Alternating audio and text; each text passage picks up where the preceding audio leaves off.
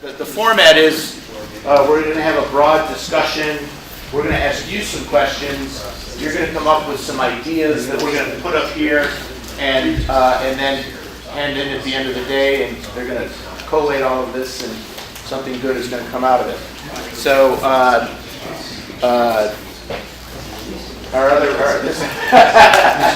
Roberto Felipe is another partner of mine, and I guess he's going to man the pseudo whiteboard. So the first question that we've been asked to ask of you is, how can New York become a leader in CBD research? So, could you, if you could just introduce yourself too. Okay, I'm Michael Lowe's, Cornell Science and Technology. Oh, so you're a really good guy to answer this question. Okay. We have so many regulations to jump. So many things that are constant roadblocks. Gee, we want to do this in a greenhouse. Nope, we can't. We have the regulations. We want to do well, then Don Bynes' group does it in their greenhouse under 3 levels of lock and key, as we have our seed stored in the 3 levels of lock and key, in a locked vault, in a locked case, in a locked box. And gee, it would be so much nicer if we didn't have so many levels to hide under, and perhaps it would be so much nicer if it were legal, so that we could actually do this in some quick. Right. So I think that the first thing that would help that Let's legalize it. is let's legalize it, right? And that bill, that farm bill, is sitting in Congress. Now it's been stalled for what? 18 months, something like that. So I think if we can, if you know, and that behooves us to speak with our senators, our congresspeople, to say, hey, you know, let's take this and push it forward, because in that farm bill, it in fact does do exactly what you're talking about. I mean, it takes it out from under the realm of, you know, the profane, brings it out, and it's another crop, just like anything else. Right. And obviously, I think that most of us in this room would agree that that's something that, it's kind of obvious to us. Not so sure why it's not obvious to anybody else, but so I think that would obviously be probably the step that gets us through. In the meantime, though, we have that sitting there. So what are the steps that we take to continue to work that process, but still understand that sits over us? And although silly, it's the elephant in the room. You can't avoid it. So, I think that in order to continue to do the work that everyone's doing, we just need to be mindful of what we call it. So, yes. I'm Vince Morone. I do government relations up in Albany, represent a medical marijuana company. I wonder if some of the academics in the group could talk about access to money to do the studies. As one issue here, one of the things that we did in the medical marijuana law was target tax revenue. Certain things, research wasn't one of them, but it's something that we could add to the law, if that was potentially a barrier.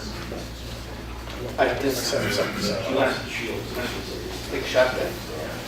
So in terms of funding? Yeah. What kind of money was available? It really is a matter of... And again, if you guys could each introduce yourselves so that we know sort of where you're coming from, would be great. So I'm Dave Bruce, my executive director of New York Farm Liabilities. We provide grant funding. It's a nonprofit. We provide grant funding for applied agricultural research and education programs. And so we provided some money to Morrisville for a project that Jen did this past summer, and for her seed from the zone. Anyway, but really it comes down to the legislative administrative bill continually invest $5 million that the government put up for hemp research and education. That's being tapped by a number of different organizations that we have in those funds. A number of organizations are tapping into that. and I've been told that's a one-time thing. So they're establishing, some things, but continually feeding the pipeline, soliciting proposals and applications from different organizations, Cornell, SUNY schools, other organizations that might have good research ideas. Those are the kinds of things that we would be interested in looking at and reviewing. It just comes down to funding, lobbying in the legislature and government to provide an ongoing source of funds to continue to fund research and education as this whole industry goes forward. So federal sources? Because one of the arguments in all the research is generally it's a federal responsibility. Not for, That's the issue. There is no federal source. So that's actually presented as an excuse for Right. Because it's the legality from the federal funding. Unfortunately, also shields Anybody else? Can the pharmacy, because industry not being involved in this project so that we have lots more money available? The pharmacy industry? Pharmaceutical. Pharmaceutical industry. Well, it's funny that you mentioned the pharmaceutical industry because, again, because of this is my opinion, so don't, this is just my opinion. I think because of the status of hemp right now, pharmaceutical industry, like a lot of industries, is just sitting back and waiting until they feel that it's not going to jeopardize anything else. Just venture. So anyone who's getting any kind of federal funding right now is potentially putting themselves in jeopardy by going in and starting to do this research and try to gather additional funding. And I think it's probably no more so than, in the marijuana business, I think it relates to the discussion there. it's much worse. There's a lot of So society. I guess I would put out there, could there be interest in terms of the pharmaceutical, in terms of other companies that would be interested first? That don't want to be associated with directly funding the work, but might be interested. And what I'm thinking here is we're 501c3, so they could basically donate those funds to us. We could then take that money and take it to the legislature and say, look, the industry is putting this out. Will the legislature match it in some fashion? So rather than an enticement, I think for the legislature to implement some kind of laws is now we're leveraging our funds from both sides. Well, so, yeah, we're gonna work towards cooperative extension. So, right, I just wanna, so the loophole provided by the Farm Bill is included for cannabis. Hemp specifically, For the 90 but days as far as to federal fix or whatever government goes, it's all development, cannabis. it really needs to Cannabis peak out sativa, when loopholes for there's hemp is really tiny, and that is exclusively through the state to So I think it allow has more than that. research on farms, a research program, which is why everybody still has to have a, applicants still has to have a research plan, why it still has to go through ag and markets. So until, now, I don't think this new farm bill, 2018 farm bill is gonna change much at all. We still need that, whatever it is, S 5613 or whichever one that is, it's gonna make that. Yeah, it's gonna make it. Down in your powder this year, but that's. Not even part of the farm bill anymore, just universal, everybody can grow it. That's the thing, and yes. Oh, but right, yes. Yeah, that's a major thing. So I guess we can transition to the diseases, but We maybe can't, I know Larry we're short can't, for the weeks, faculty so are here there any can't, we particular can't do any of that, we can educate you, that are problems, teach it just them. needs to. I can't do that, I can't lobby. But you can participate in Yeah, lobbying let me, organizations. yeah, And I that's know what you I brought up was before Farm Bureau, but that's sort of a mixed, group. Some of them are for it, some of them are against it, so if you are a Farm Bureau member, make it known that you are for it. Become a Farm Bureau member, I'm sure you're for it. I know that there's a state Farm Bureau and a federal Farm Bureau. So, those are, and so my thought is how do you become a leader in research?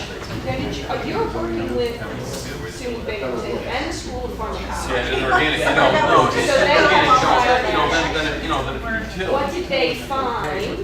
Where are they going? Because I think that's the only way we're going to be leaders. They're trying to really hard data on stuff that's yeah. I think from the weeds before we leave And that's it. In terms of where they are, where they're going, I don't know what's gonna happen. Again, I'm not Producing it earlier, maybe, they're still you know, trying you say to it's understand a couple of weeks themselves. under the conditions of the plan. It's brand new school, What happens so when we start they're trying to understand where they fit in the maybe either whole gonna slow it down, scheme of or the weed's gonna be a bigger challenge. And that's, what's the apology, so, hopeful that we're going to develop that. Research that, it's everywhere. You're any tapping? Okay, you're not hearing this. Okay. Alright, yeah, for some reason you're only, it must be the frame set, you're only hearing the left chart. So Don, I'm not sure that we have access to, from building the writing for Jessica, but I know we did. Okay. Alright, thanks. I just wanted to double check on that. Alright, thanks, buddy. And basically, we had created problems where we had a Institutions like of the hemp. So, We have access to that, we can test with them, they give more results, and if they want that, we can share information, I think we're better with the industry to expand, but right now, everyone's kind of like in their own little silo, and that's not how this thing is going to imagine. so in that sense, it outcompeted out, but I guess. I know this is a bit off topic, but if I could be provocative for just a moment, I would love to. It wouldn't be the first time. I'm used to being defined, I apologize. One of the opportunities, a person could make the argument that the opportunity to have in this room, with this program in New York, is that you can actually create a cottage industry and give it enough time to develop into a real industry. And one of the unintended benefits of all the legislative complexity is that the pharma companies aren't in the business, and that Philip Morris isn't in this business, and that a lot of farmers here have the opportunity to create a whole range of products on their own.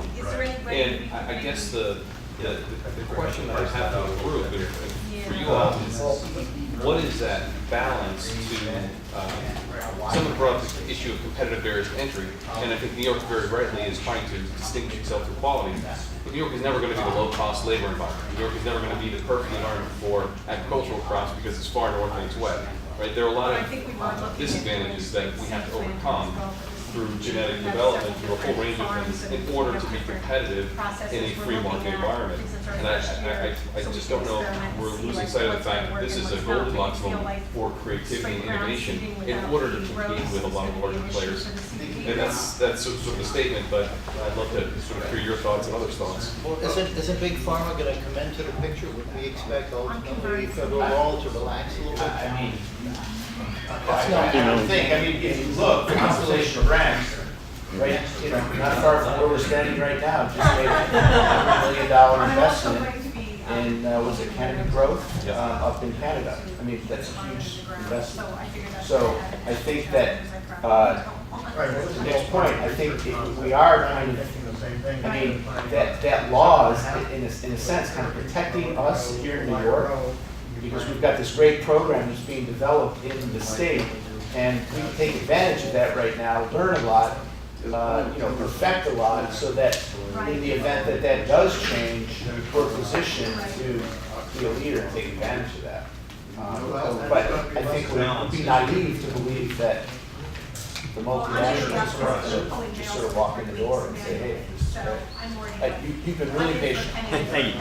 And my name's Kalen from the Binghamton area. So on that whole pharmaceutical thing, You're doing the wine, right? Yep. So we're doing the wine, so GW Pharmaceuticals is already working on a synthetic CBD product, and the FDA currently considers, you know, all the products that you retail, even the products that I retail, as mislabeled and adulterated product, right? They don't consider CBD products or even hemp oil products as a legitimate dietary supplement. So, you know, with the 24 exclusive, you know, uses of the patents that GW Pharmaceutical has, you know, some of the, you know, they're going to get approval sometime this summer, most likely. You know, where do you guys see, as someone who's already distributing, you know, these mislabeled adulterated products, nutraceutical products, along with a host of other, you know, big industry names like Bluebird and Canaway, et cetera. Where do you really see that in the next few years? And, you know, anyone that gets into the CBD industry, whether it goes from growing or retailing or processing, I mean, you know, do you think that that the federal government, with the policies they have in the book, they're going to start enforcing those rules, against everyone. What are your thoughts on that? That's a big juicy question.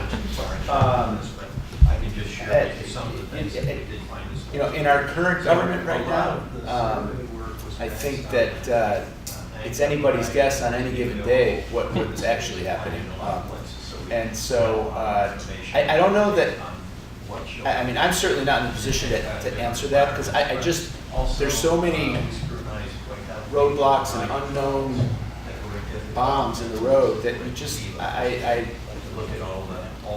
mean, unless someone else thinks that they've got a better, please, by all means, add to the conversation. This is a conversation, so. We're going to launch a CBD hemp extract marketing company, and I just spent about a couple hours on the phone with our law firm in Denver, Hoban Law, who's sort of ground zero for this whole industry.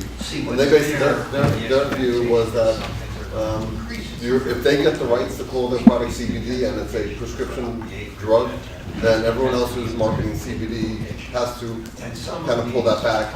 And they advise, something like, phyto-rich cannabinoids extract. I mean, they say just spell it all out. I mean, because they're gonna, GW Pharma might own CBD, or you might have to go through the clinical pharmacological test to be able to. So anyway, this is not my opinion, but I spent time with lawyers who, it's not like they said, most lawyers will say, oh, I have to get back to you. These guys didn't have to, they were just boom, boom, boom. Well, that's what they do. Hope and Law Group is they've kind of positioned themselves to do CBD. They have a lot of clients in the CBD industry specifically, but there's other opinions on that. Some people are saying, well, there's some people that think isolate because of the form it's in is exempted from some of these rules on the FDA, but in reality, the FDA can do whatever they feel like it, So I think that we're all talking about federal legislation. There should be a lot of pressure on our federal representatives from New York, any delegation, the congressional delegation from New York, to push this bill. I mean, there's a bill sitting in committee. Bob Goodlet's committee, he's supposedly a supporter of it. It needs to get out onto the floor for a vote. It needs to get into the Senate for a vote. If I could share another view on that, the state laws will still exist. Absolutely. Right. So the fallback position in the absence of a federal law is that the state laws permit this activity to sort of to grow and thrive. And I think GW, any company trying to patent a defined organic botanical extract is going to have a difficult time defending that in court. Absolutely. So I think that the real issue that I think will surface is how much of that product will be Epidiolex would be used off label, and is some of the products being discussed here actually generic versions from a pricing perspective of a chemical equivalency. And I think the FDA, it won't be, I don't see how they make it as simple as saying this is good and that's bad when something's already out in the marketplace. I think they have to come up with a methodology from their playbook to determine what that approach is, and this is why New York State's law is so important. So in the medical marijuana program, New York State modeled it after the Schedule I federal construct. In this case, Governor Cuomo and the Department of Agriculture and Markets has taken a step through the working group and through others to basically raise the standard so that the products are unassailable from a product perspective. And so the chemical composition, no one's making a medical representation, the chemical composition is what it is. Yeah. So I think this is where the chess game becomes really interesting, where New York State is such a crucial player in defending its turf. Well, maybe the answer to that is actually full plant spectrum. I mean, if you have terpenes and CBDs and isoflavonoids and all of these molecular compounds together in a full plant spectrum, it might be a little bit more difficult to I mean, if you're isolating CBD, it's a little bit more. I think you have a little bit more. I think you can classify it as a drug. But if it's got a full plant spectrum, and if you market it that way, I mean, I saw CW Nutraceuticals, the Stanley Brothers out in Colorado. They've changed their labeling many times in the last 2 to 3 years because they've seen that if they look like a medicine, they could be litigated against. So it comes down to labeling, it comes down to full plant spectrum, and also maybe the market demands a full plant spectrum because maybe that's actually has been more effective for the endocannabinoid system. But we don't have. Do we have that data yet? No, we don't have that data yet. And so back to what you're saying about the state laws, actually, one of our partners in Colorado had gotten her hand on some advanced bill text from GW was working with a legislator out there to basically write into law that cannabinoid CBD products are considered a prescribed drug. And so obviously, from their point of view, they were saying, well, there's going to be a certain amount of children in Colorado that won't have access to our drug. And so when that kind of text had come out, that bill had just recently, stalled in committee. But they have efforts all across the country. I'm not saying that they're the bad guys here, but there's got to be space for pharmaceutical and dietary supplement markets because, if they're not even using CBD from hemp, they're using synthetic CBD from overseas. Could that be synthesized? Could they identify synthesized versions with all of the compounds and put a patent on it within the first type? Sure, That's what they've done. Yeah. Isn't that a track record? I think this is a great conversation. It's sort of becoming more of a legal conversation. And so I think what I'd like to try to do is I've got a task here, so I've got to try to stay on task. So what I'd like to do is take what we've just talked about, because clearly the legality issue is one of those things that is standing in the way. So that's one of the things that is a barrier for us in the broader world. Not necessarily a barrier for us here in New York, because we're allowed to do what we're doing here in New York. So what, in everyone's mind here, what is it that we can ask the state to help do, to facilitate this, so that, it starts to build its own momentum within the state, and we can go to the state and say, hey, look, we're the people doing this. Could you possibly do A, B, and C? So. Hi, my name's Carly. We are licensed to grow hemp here. And our biggest concern as farmers in the state is the testing protocols. If our plants test hot, we don't want to have to bury, acres of plants into the ground and lose all that investment. So the fact that there's no regulation yet and we're already starting our seeds is really worrisome for us. So testing protocols as soon as possible would be very helpful for us.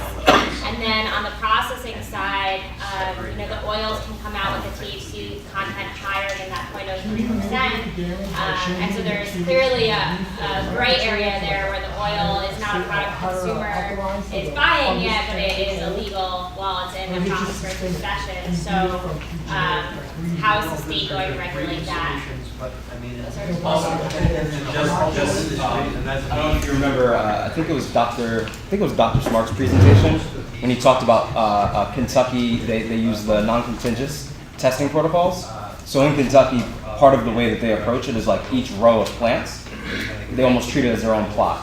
So if you use that planting methodology, if you do get something that's hot, you don't have to destroy all these acres. You're only getting rid of a row, just to the extent that helps. But I agree with everything you're saying. Right, as a first year growing in New York State, You need climate. cultivars and the stresses, nobody really knows what those plants are. Right. And we did touch on that a little bit in the presentation, and I think the state clearly understands that, and is working very diligently right now to solve for that issue. How it gets solved, as I sit here today, I certainly can't tell you. Maybe someone in active markets can, but it's not me right now. Everybody understands that has to be addressed before sooner than later. Because the time is now. The time is now, yeah. And, as far as the state goes, they said as part of getting our license, we had to inform the state police that we were growing. The state police we called had no idea what was going on. that there's a hemp program in New York State. I had the most ridiculous phone call. I wish it was recorded. So, just education of our police departments. We're just waiting for the day that we get taken away in handcuffs for having a field of hemp. We're like really nervous about it. You gotta put that sign out front. Actually, well, you don't have to have the sign. Sometimes the sign is more attractive than anything else. So what I did for my farmers in my county, and you can ask your extension agents to do the same, I contacted all of, because we have city, town, state, and sheriff. And I had a field day for them. When it was about me, hi, come on out, let's look. And they had already gotten all the paperwork for me with the GPS addresses and whatever, everybody all got the same thing, and we had a field day when the district attorney's office, the investigators, like everybody had the opportunity to come and look. And I did, because I got the full spectrum of, you're going, what? Oh yeah, I heard that was becoming legal, all in the same thing. So we are talking on a statewide level with ag markets extension about doing a little video that would actually be made available to all the law enforcement agencies across the state. That could be like, this is what it is, this is what it looks like. Watch for your emails or watch your mails, because there's whatever they just said, 110 farmers now in New York State that are going to be growing this, and this is what it looks like. And no, it's not food. Right. So that's something that the state can do. Right, yeah. To help Yes. push this over. As an amendment to the row by row testing, I spoke with an inspector yesterday, and they have been directed to put a large W across the north. So if that is done, and that not necessarily will it be found row by row, you would have to eliminate, go through and have another test of a different sort. So the field is tested overall in this big corner. Well, when you do the W though, they do the similar thing in Kentucky. You go diagonal, and I think it's, don't quote me, but I think it's 6 5/7/8 of an inch up from the plant. You cut the top of that cola, and they do a diagonal. But every sample is held in a separate bag and labeled according to the row that it was pulled from. So then if you do get a bad result, you go and you test more in that row. I don't know if it's done that way here. No, exactly, which is why I think we need to articulate that. I think that's where we're all, one thing would be helpful for the state to articulate that. We need to talk to Ag Market about exactly how that test is done, so that if you do get a hot plant, you can remove the plant as opposed to the whole crop.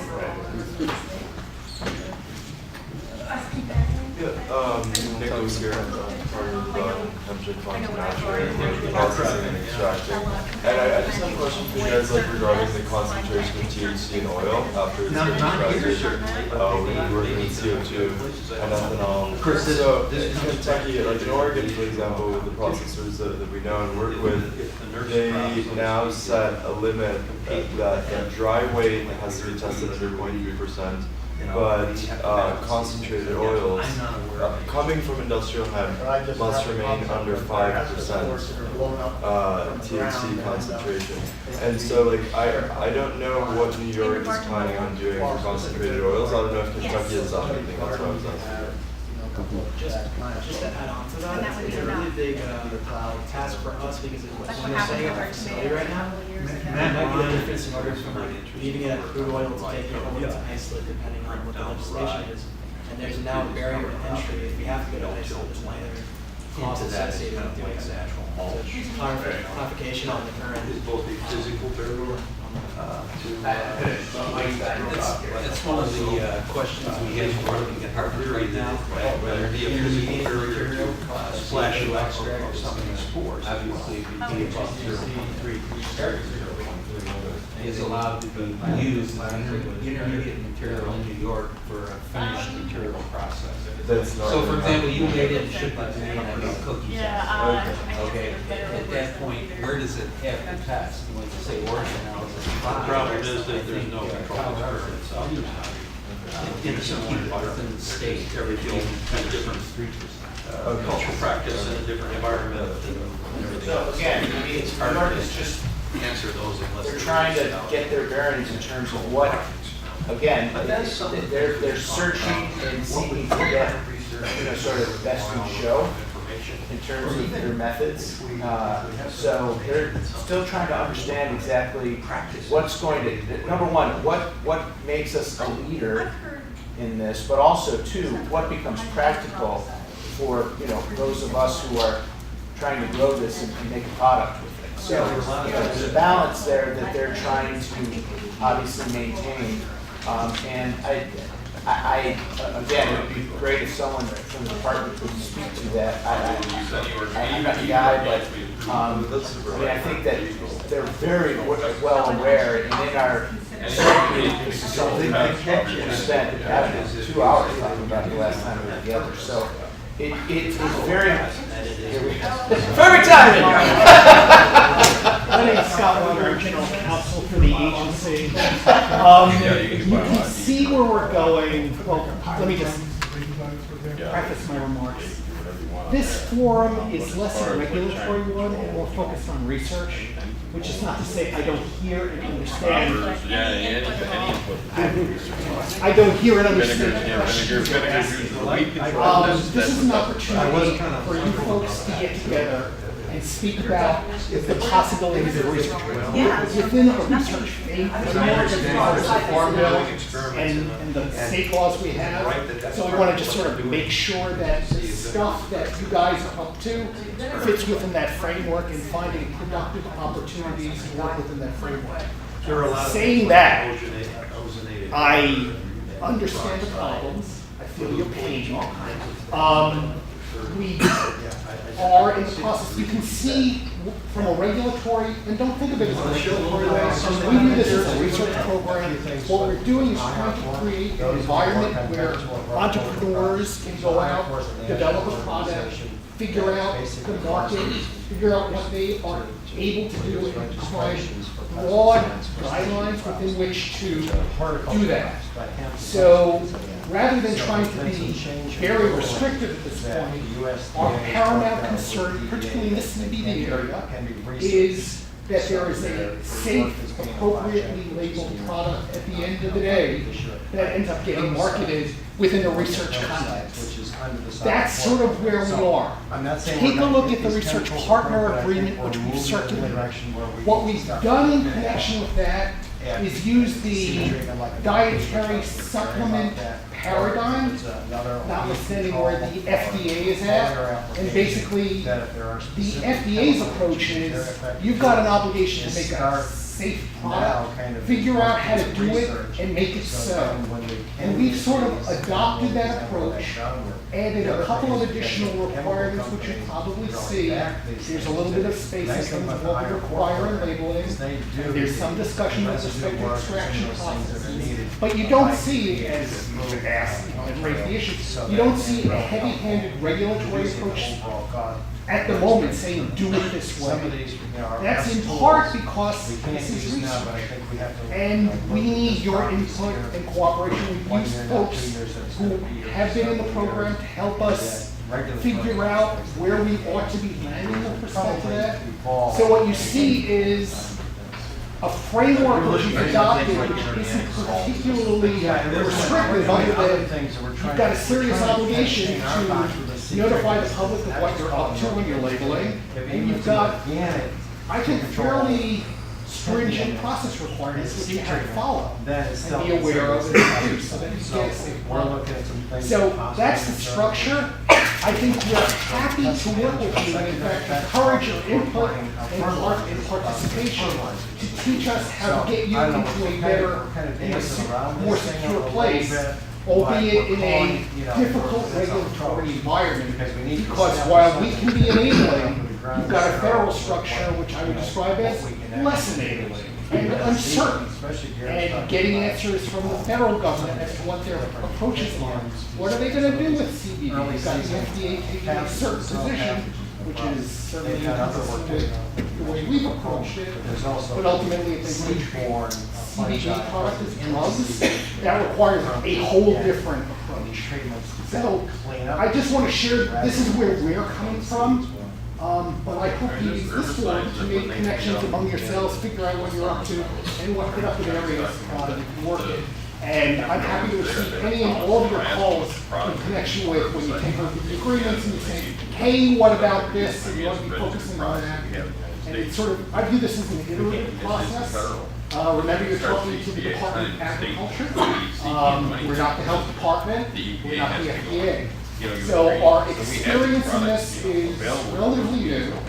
But we want to be enabling and try to, as best as we can, create a safe space for you guys to the extent that we can, so that you can operate, do the research, and hopefully when the federal government changes its view with respect to industrial hemp, you'll have the basic research and background, processing knowledge to be able to receive the opportunities that are going on. So that's really where we're at. Thank you. Thank you. It's S, well, actually, I have to give you my office address. I was getting my email. Don't do that. It's Scott.Weiner, W-Y-N-E-R, at agriculture.ny.com. I've got cards here. It's probably enough for all of you. But this is a good lawyer handing out cards. I'm not looking for business. I'm trying to avoid business.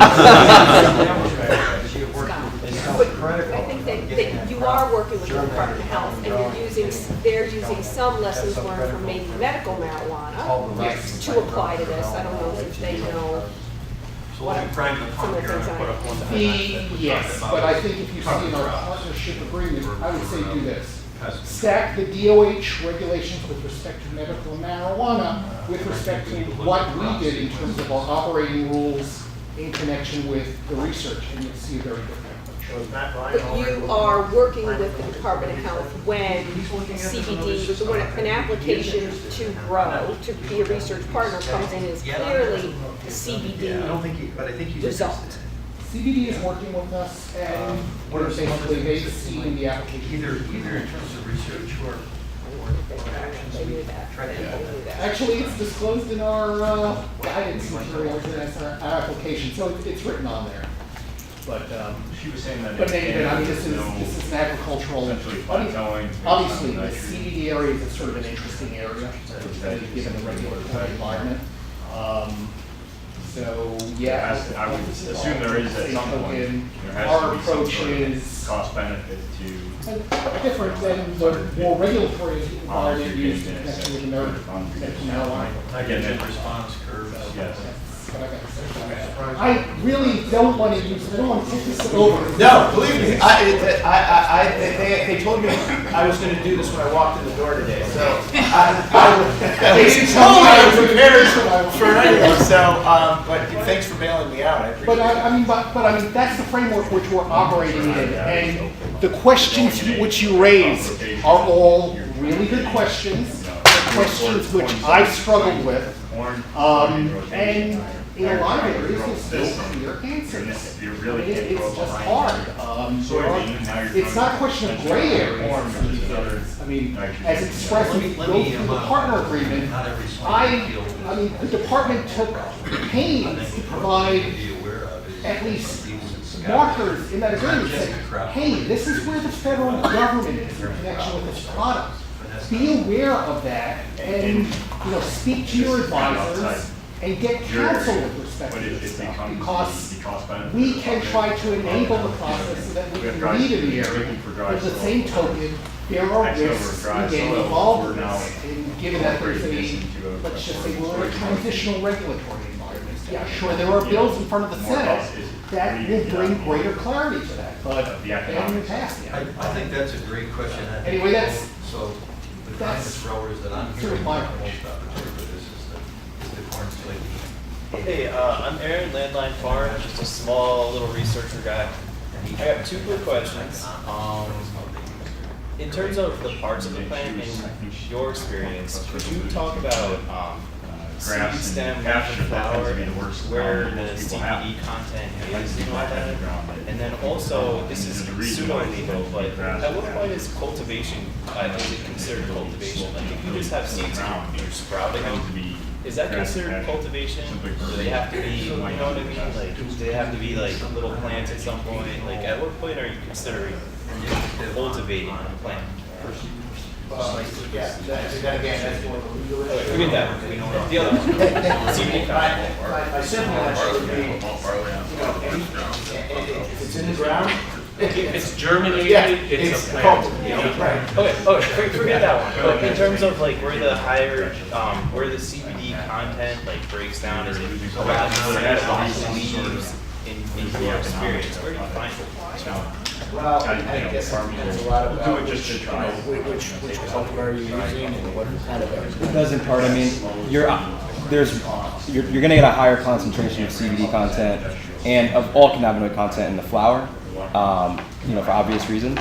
If your plant's 20% fiber, the vast majority of that is going to be obviously in the stem, though there is some CBD content there. The leaves are a little bit more than stems and stalks. Really the reason why we don't necessarily approach it like that is because there are also all those other cannabinoids that we want to capture, and some of them only show up in trace amounts, and so they may only be present in one part of the plant. So that's why we usually take that whole plant, and we want to take the whole plant and put it through a method that we're able to preserve as much of the good stuff as possible. But back to what we're trying to do. How can we, as a group, how can we better our lobby? Let's put we all know the legal issues are there.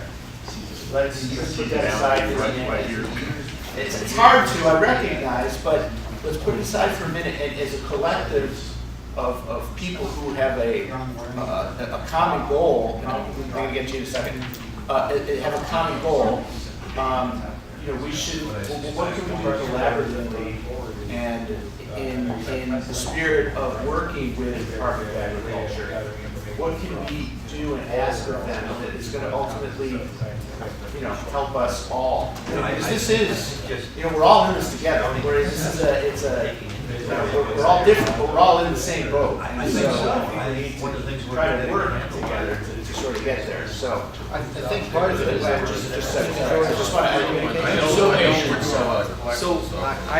back to our question from earlier, how do we keep the fair price on the off-genericized industry?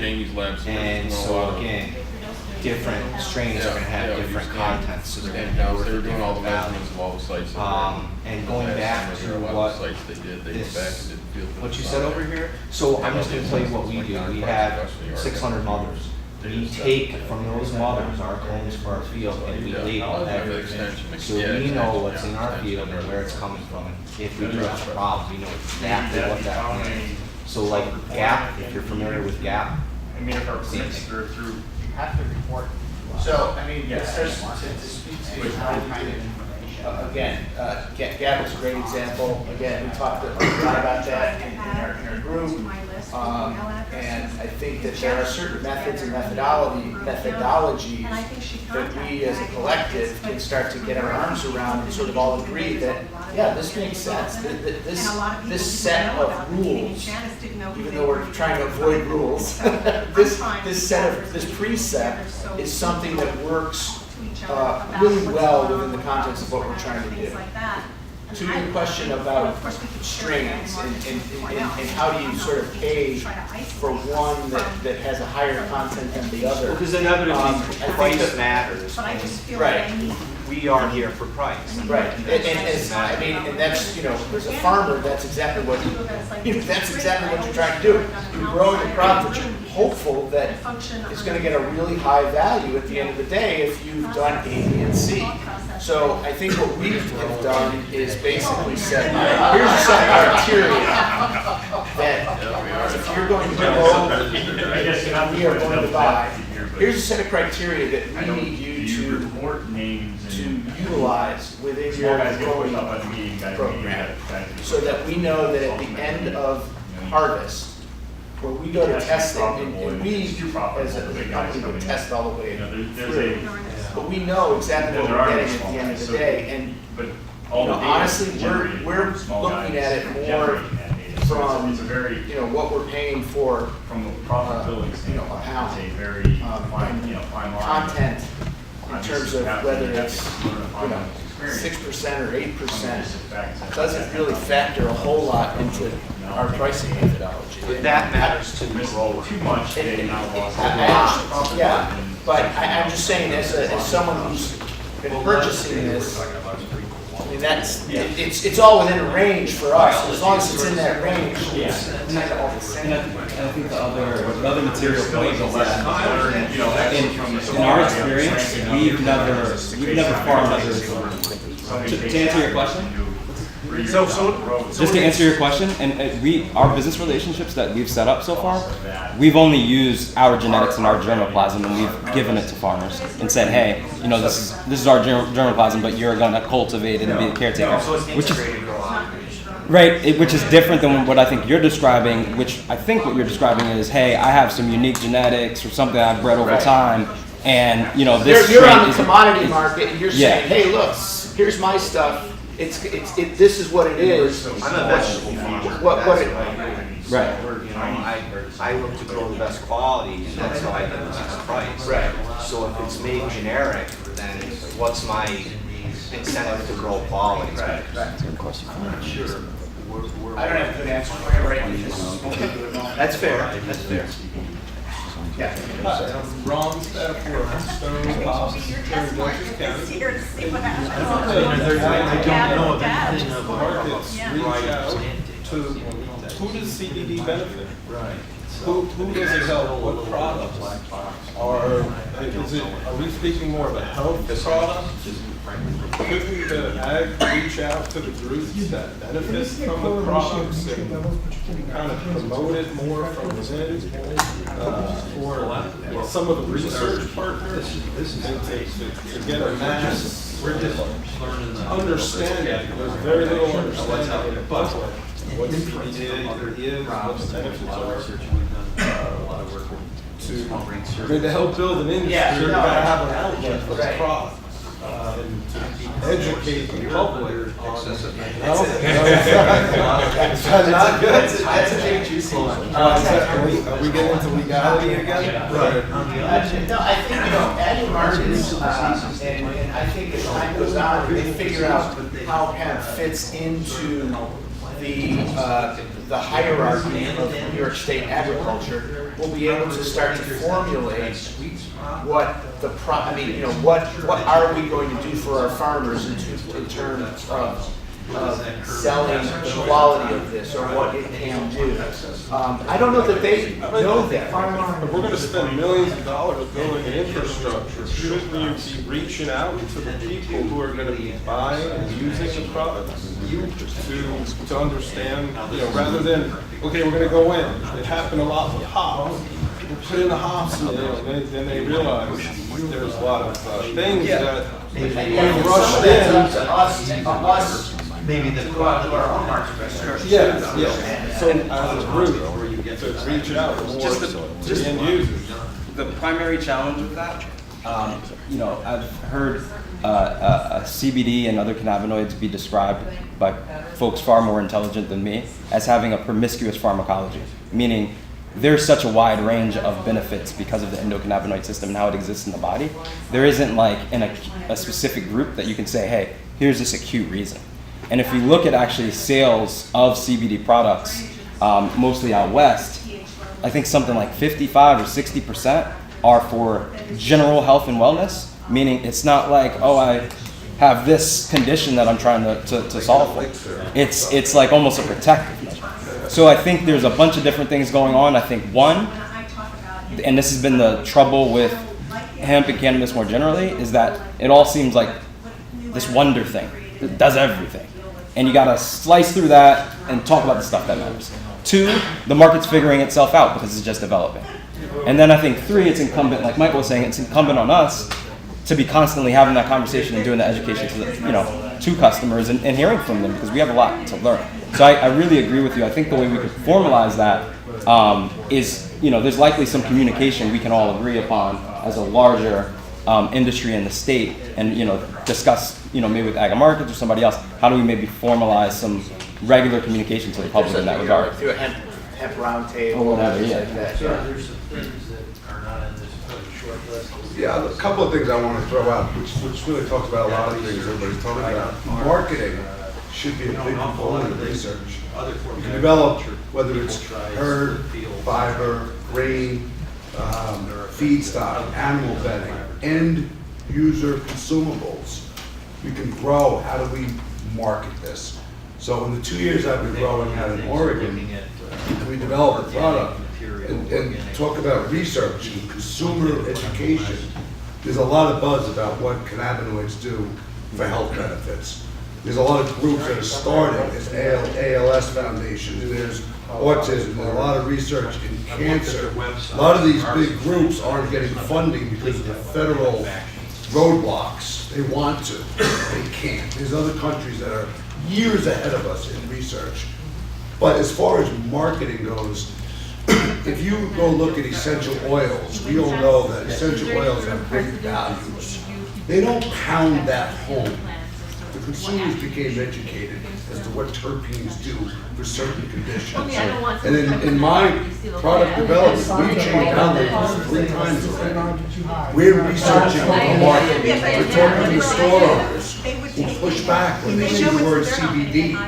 We're talking to consumers who don't understand how to read the label. If it says in milligrams what the THC is, it doesn't, they don't have to convert it to below 0.3. So we're pulling back on our labeling. And we're selling hemp oil, full spectrum, whole plant extracts. That's what we've learned in the last 2 years. So it's consumer education, it's market research, and it's conforming with an industry that is so new. And really, if we treat our end user consumables like any plant extract, if you research terpenes, they all have specific, conditions that they target. Sell it that way. We do that with the hops. We take it right from the plant, we process them immediately. So they have the full spectrum, all the terpenes, all the including CBD. Yeah. There's CBD in hops. Yeah, there is. So to your question, what can the Department of Agriculture do? Help us market products, whether it's the herd, the fiber, whatever, everything that comes from it. It's about growing, it's about genetics, it's about geographic locations. What do we do with that product? Maybe ag and markets, that's not their mission, but somehow they can work with other organizations that can help us reach out to the public. Doctors. Doctors want to get on board and they are stifled by the medical community. And it's sad, but that's what's happening. But you can put an emotion with the airborne, you're gonna know someone's gonna hear that. And if you catch one. So, one of the issues that we're all fairly new to this, I guess last year, We were also considering doing like an actual formal press. So, Newspaper, we're a so small it's farm squash in rumors, Southern like we're not growing field marijuana. but obviously as we our started down farmers the track of so thinking about we growing have this hemp, no picture that we oh, have we're to doing consider marijuana, processing. but there's, peace signs, And but, processing is not so something we wanted to we've done squash with other rumors crops before that they we start. grow. So that was kind of a big nut for us to crack. Which And what we initially did was contact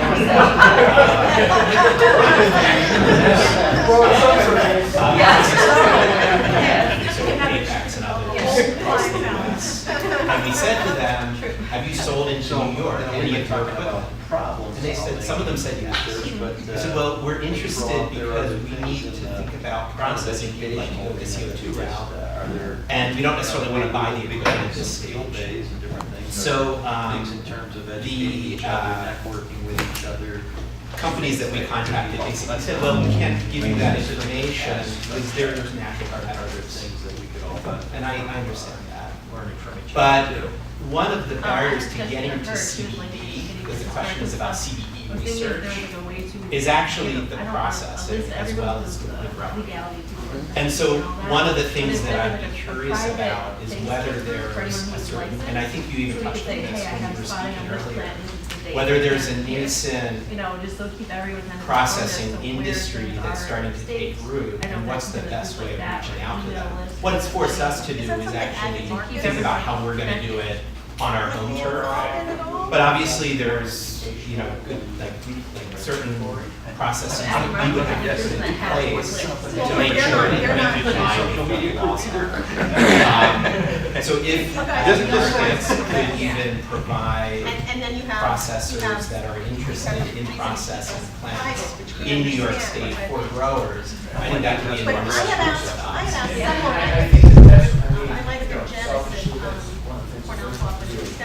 I do think that the whole processing piece of this is, if you're a small farm and you're out there doing 5 or 10 acres of this, I mean, it's cost prohibitive to do any of that.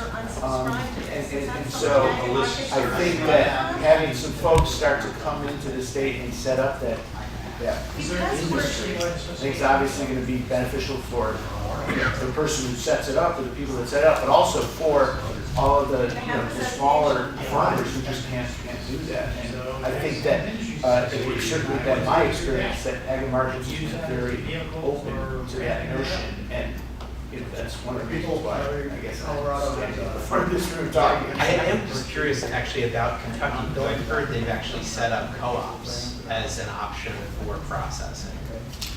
Is that something that's going on in Kentucky? I don't, I'm not aware of that. It's more of a, there's some growing co-ops, but not processing. Okay, got it. Tim, are you guys public because again, organic, organic can still be a pesticide. It is, but slash biostimulants. I know that there are several. Well, there's several people that are, that are doing it themselves, right? I mean, you're right. So, that some people are starting to set up, on their own behalf, and others are setting up, and I think we'll be open to all. So I think we kind of have a chicken and egg situation going on with the processors and the farmers. On the farming side, we've grown 30 acres of organic vegetables for the last 8 years. We understand what a crop loss does with, even just cabbage with our fields. And the cost of production of hemp is way above the cost of production of cabbage.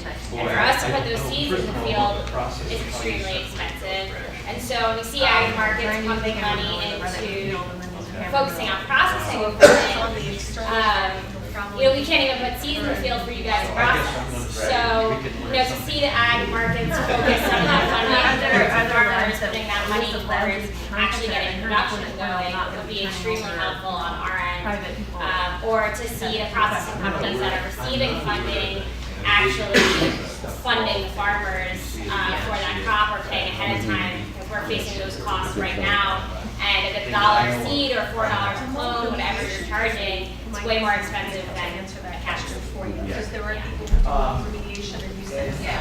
I think that what you'll find is that I don't know that ag markets have a whole bunch of money. Well, the state has a $5 billion grant. $5 million grant for processing, but then there's another. I think it's like $10 million that put in the budget for research. Total $5 million for each. Process grant. That's fine.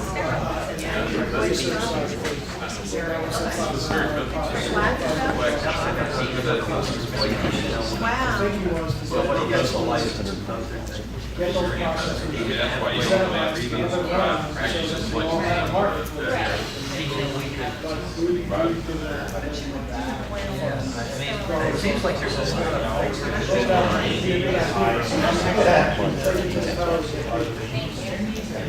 I know there's some that are doing it.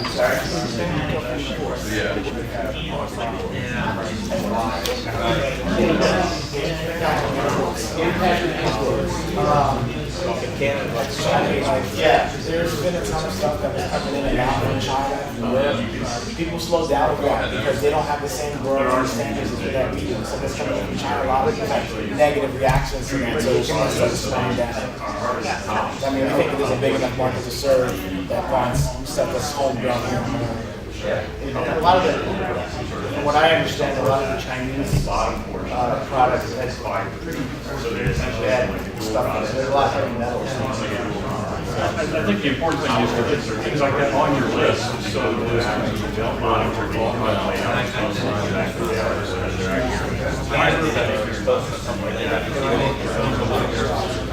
Right now, no. I think that's what you said. Something about them failing it, and I think they said the square bales are pretty compact, so they have to sit around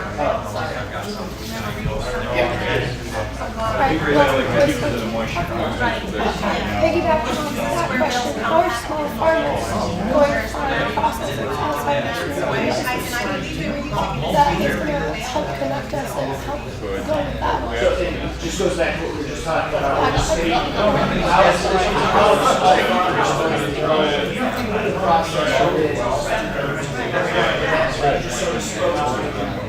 Maybe that's one of the great things that's come out of this is that maybe Ag Environment has now put together a list of who the processors are. I think on top of that too, we should have, for example, I have a greenhouse and I can start plants from the field farmer. Another clearinghouse. That's a really good idea. Why don't all the I can start in many places you want.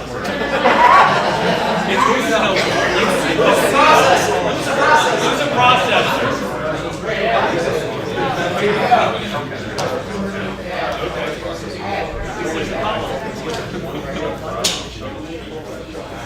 So Tim and Scott actually have given us the opportunity over the past year to do some of that market research that we were talking about. It's hard to hear. Sorry. So we've actually been doing some of that market research that he's talking about on a different side. We worked with the Department of Ag and Markets. We have a processing license in terms of we put a hemp extract into wine. We're the only ones doing this in the United States right now. And so we've put our wine and tasted up about 30,000 people last year, right? So, and that's a lot of that's me and my father. I sit down at the farmer's market every Saturday morning, and everyone has the same question. Well, there's two questions. First, why hemp? Second, is this going to get me high or make me fail a drug test? The interest is there. Everyone, it's not enough to put just the word hemp out there, though.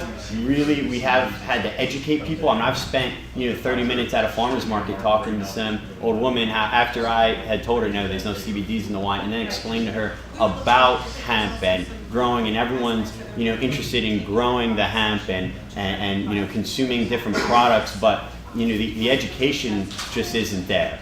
And so I think that if a lot of the stakeholders, a lot of people in the industry in New York, get together and form some sort of association where we can provide that education and kind of marketing, it's really going to help everyone else, especially because New York City is actually the largest. They consume more cannabis, and that's on the illicit side, than any other city in the United States. So naturally, the CBD market should not. There's a built-in market there, right? And it's a hub of culture, of trendiness.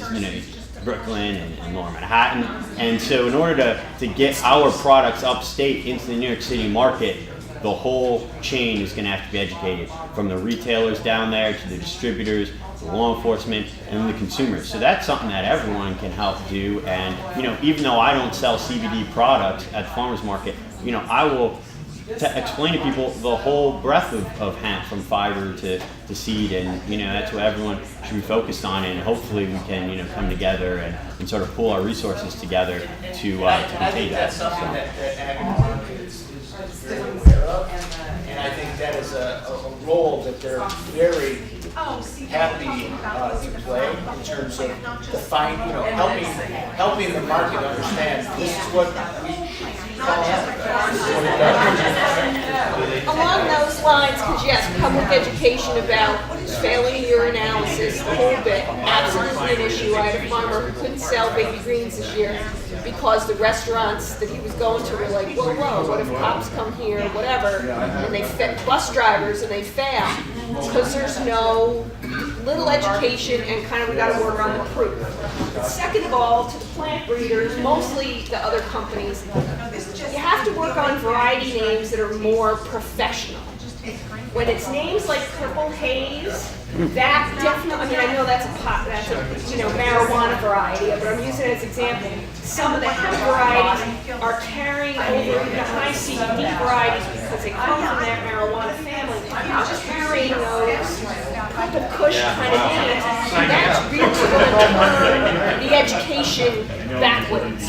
We have to have variety, so-and-so 6249 or something that sounds more agricultural and less recreational. Because that's the problem.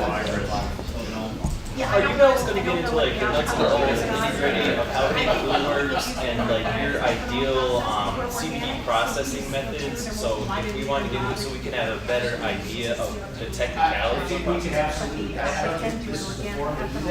Oh, I thought. Okay. All right. I'm not here to sell my company. I thought this would be the forum. I don't know. The other bottleneck that I thought about, just to pass back to the Department of Ag, is along the lines of processing is the drying and curing. And because if you harvest stuff and you don't process it, dry or cure it correctly, you could lose your entire crop. And then I've heard also the patent stories about farmers in Oregon sitting on tens of thousands of pounds of dried hemp, in the summer of 16 from the previous year, and then just couldn't get the extraction time. Yes, honestly, that's an issue not just here, but Well, it's not even that's clear yet. industry-wide The issue. banks are backing So, out. And this started. once when it's we out of the started ground, this whole process. it's out of the ground, and it I'm worried about the banking needs to be aspect. cared for. No, it's no big deal. And other And, people say, no, the banks obviously aren't the getting grades this problem. The pretty banks are quickly, getting this problem. the longer it stays. And that's what New York banks that we were told already that we said yes to other people are now going, oh, no, One of the things I've seen recently in Colorado is that Colorado is now saying that if you're going to buy CBD in Colorado. Now we may be in a position where we're gonna end up on a cash Yeah, business. that's coming. So Yeah, I can use my personal banking. Put the state as a barrier, right? That's where I say, okay, my God. Did you? You do the same in New York? Finding credit unions are a lot of. I think on the marketing side, we need to look at maybe maybe with some help from the state, developing some websites that are specific to our disciplines within this, with all stakeholders. So we'll have growers, we have processors, creating some kind of hub where we can communicate socially, as well as perhaps maybe a safety website as well. So Hemp is Safe, where we can showcase the products that we're coming up with. We showcase the wine. We showcase some CBD infused oil products and coconut oil infused CBD, or some of these dietary full spectrum plants. And then someone mentioned marketing of how terpenes, are associated with certain conditions. I'm a little bit wary about actually making some kind of medical claims on maybe a Hemp is Safe website. But if we maybe focus on the dietary elements and the products that we just showcasing some of these dietary products, and then talking about how it's safe and that it's not marijuana, then that might go a long way with helping to educate the public. But so maybe the state can provide us some kind of a central repository that sort of says, here's what it is, and here's what it's not. And, I think the idea of showcasing people within the different functions, I think is kind of an interesting idea. I think that would be interesting. Sure, and then if there's a social aspect of it. What we can do is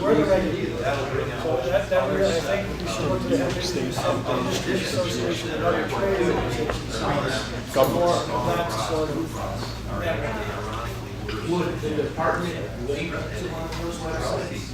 That is way outside my. Well, what if one of us took it upon ourselves to do it? I mean, I have the URL hempissafe.com, for instance.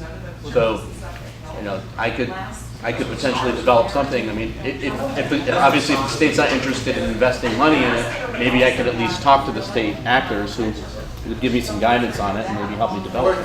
One of these associations. Okay. Yeah. Scott, go ahead. Just as a suggestion. Every year we'll bring In in one. connection with the research partner agreements, there's reporting requirements and an obligation to report. The report of the research you do may provide an interesting opportunity to feature some of the research.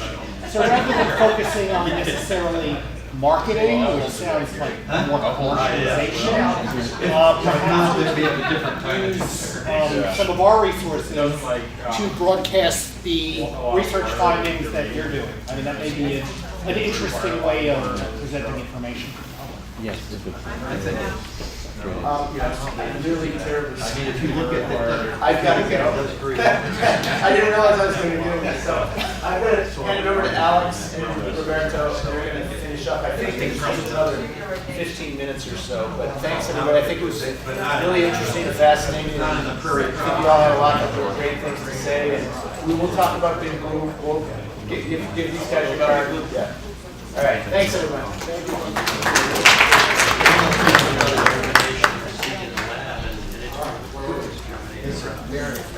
Well, one of my questions is as like as a grower, are there going to be part of our research plan and what we were kind of headed towards was quality hemp and the amount and percentage of CBD that comes with different types of clones and plants, and that's what we're really focusing on. And I'm wondering if we get our foot in the door and we start doing our thing, is there somebody who's going to come in and say, oh, like we set regulations and now you can't have that high, like that percentage? Are there going to be regulations on how much CBD? Well, we don't have it just in THC. In medical markets, we see that places like Florida, sometimes they have regulation that says that you have to have like a 1-to-1 ratio of CBD to THC, but we haven't seen anything like that. Or they'll say that you have to have a minimum amount of CBD. Right. But both of those instances are either CBD only or in the J market, where they can't add that to regulation. Of course, we can't tell you exactly what's going to happen, but I would be really surprised if they wanted to regulate the amount of CBD. I would be surprised. Here's something that can help everybody. The ability for everybody to communicate, and a lot of other states are releasing the list for all the farmers that are registered, approved. Thank you, everybody. But New York State hasn't done that yet. I've been contacting them for several weeks. I'm actually not sure if the farmers are process here. So if you could have like clarification on that, as well as a direct communication of who's approved, I think that would help share information and like state and industry. You go for state to state. Yeah, so to make sure transparency around issues. There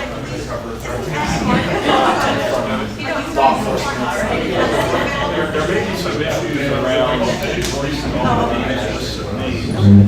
but you could create things like listserv discussion groups where no walls on there, but you can communicate back and forth.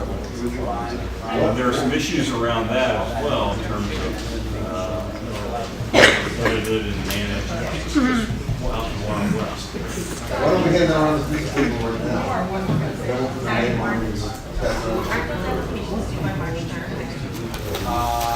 You might know best, but last year, all of the processors got processor approval. We got the list of the farmers, but the farmer list was not generally public. They shared between the two groups. Here's the processors and here's the farmers for the two animal processors and has a good one. But the farmer list is not.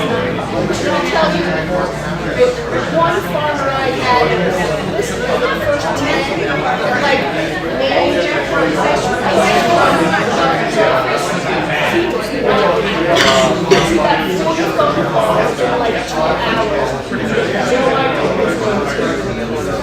People came to the farm unsolicited for the next 3 days. So like, personally, I've seen a bad experience of working together and sharing between the two groups.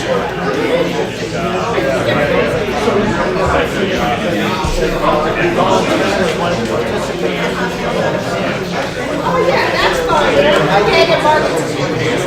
No, it's